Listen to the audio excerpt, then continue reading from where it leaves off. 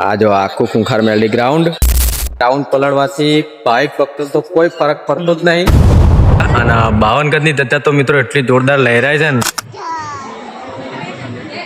જય માતાજી, રામ માળી રામ. તો મિત્રો કહેવાય છે ને કે મેલડી માતાના હુકમ વગર બારેજામાં આવતું નહીં. અને મિત્રો આજે હું બારેજા આવ્યો હું, અને એ પણ આ વરસાદ પડ્યા પછી જે ગ્રાઉન્ડમાં પાણી ભરાય ને ત્યાર પછી મિત્રો આ પહેલી વાર હું આવ્યો છું ગ્રાઉન્ડમાં. અને ગ્રાઉન્ડનો નજારો હું તમને બતાવું. પણ મિત્રો પહેલા જો હું જે રસ્તે રહીને આવ્યો ને એ રસ્તો તમને બતાવું. જો આ રસ્તાની અંદર જ આટલું આટલું પાણી હતું.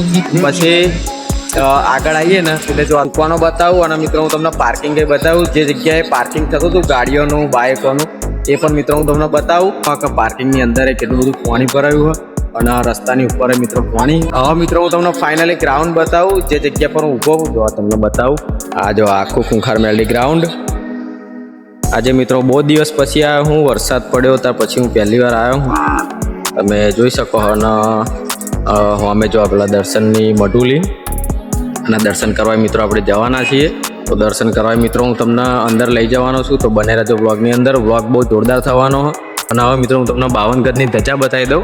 જો આ છે 52 ગજની ધજા. અને 52 ગજની ધજા તો મિત્રો એટલી જોરદાર લહેરાય છે ને આ જોઈને મિત્રો આપણને આમ આપણે અહીંના એજ ઉભા રહીએ એવું મન થાય. તમે જોઈ શકો. અને બધા ભાવિકો અહીંયા દર્શન કરવા જાય છે, જોઈ શકો. અને અમુક હેડા એવું થયું છે એટલે મિત્રો બધા દર્શન કરવા આવે છે. જો અંદર ગ્રાઉન્ડમાં બધા અમુક લોકો બેઠા છે અને રામ માળી રામના જાપ કરે છે બેઠા. તો પબ્લિક તો મિત્રો હજુ દર્શન માટે એટલું જ આવે છે. અને મિત્રો આ વરસાદ અને આ જે ગ્રાઉન્ડ પલળવાથી બાઇક વખતે તો કોઈ ફરક પડતો જ નહીં. કારણ કે તમે જોઈ શકો કેટલી બધી ભીડ આ જગ્યા પર.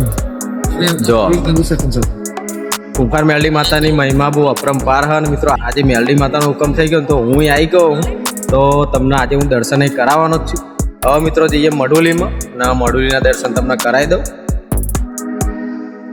અમુક જગ્યાએ આવી રીતે પગ મુકાય એવું થયું છે એટલે આપણે જો મઢુલી સુધી હું આવી ગયો હું. તો વિડીયોને લાસ્ટ સુધી જોજો. ટ્રેલિંગોની અંદર આપણે એન્ટર થઈશું. આવું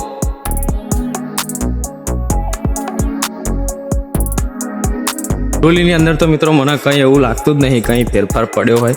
જો આ પ્લાસ્ટર એટલું જોરદાર છે અને રેલિંગ હોય એવી ને એવી જ છે. મિત્રો આ જગ્યા પર આવીને બહુ મસ્ત અનુભૂતિ થાય છે.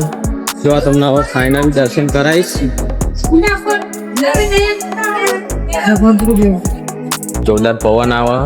મઢુલીનો અંદરનો નજારો તો તમે જોવા મિત્રો કેટલો જોરદાર.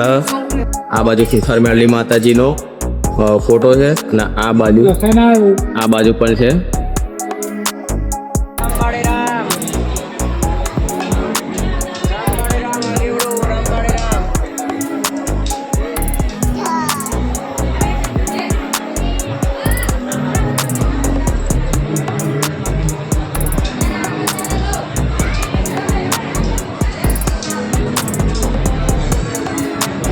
દર્શન કરીને બહાર નીકળ્યો. બહુ સુંદર અનુભૂતિ થઈ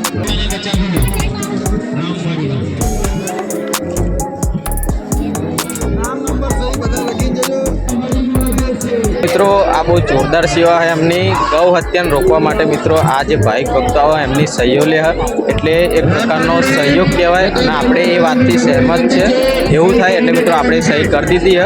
હવે મિત્રો આપણે લઈશું રામ નામની બુક. એટલે બુકની લાઈનમાં જઈએ અને તમને બતાવું શ્રી રામ નામ બેંક બતાવું તમને.